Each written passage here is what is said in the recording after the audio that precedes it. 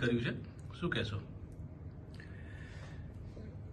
જો કોંગ્રેસની રાજનીતિ ફક્ત એક્સ ઉપર જ જળવાયેલી છે, વાસ્તવિક રીતે જમીન સાથેનું કોંગ્રેસનું જોડાણ છૂટી ગયું છે.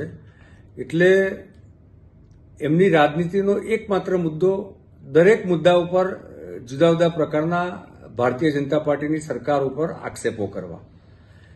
એમના ટ્વીટના સંદર્ભમાં મેં બગદાણાના જે ઇસ્યુ છે એ મેં વિગતો મેળવી છે અને ખરેખર તો કોઈ બે વ્યક્તિ વચ્ચેનો આ ઘટના છે.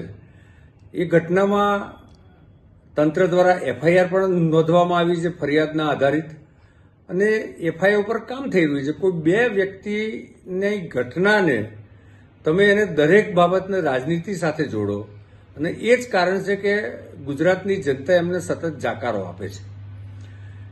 ભૂપેન્દ્રભાઈ અને હર્ષભાઈની આ સરકાર, આપ જુઓ છો કે જે કોઈ ગુનેગારો છે એ ગુનેગારોને બક્ષવામાં જરા પણ માનતી નથી, અને કાયદો અને વ્યવસ્થાના સંદર્ભમાં ઝીરો ટોલરન્સ છે.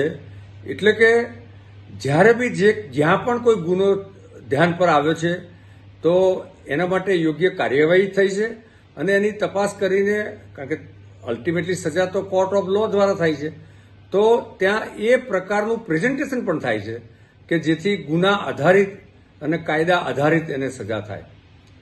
ભાજપાની સરકાર એ કોઈપણ પ્રકારના સેલિબ્રિટીઝ હોય કે કોઈપણ રાજકીય નેતૃત્વ હોય કે કાર્યકર્તા હોય કોઈપણ પક્ષના, એને કોઈપણ સંજોગોમાં છોડતી નથી. અને એની નીતિ છે કે ઓનલી પ્રોસિક્યુશન, નો પોલિટિકલ પ્રોટેક્શન.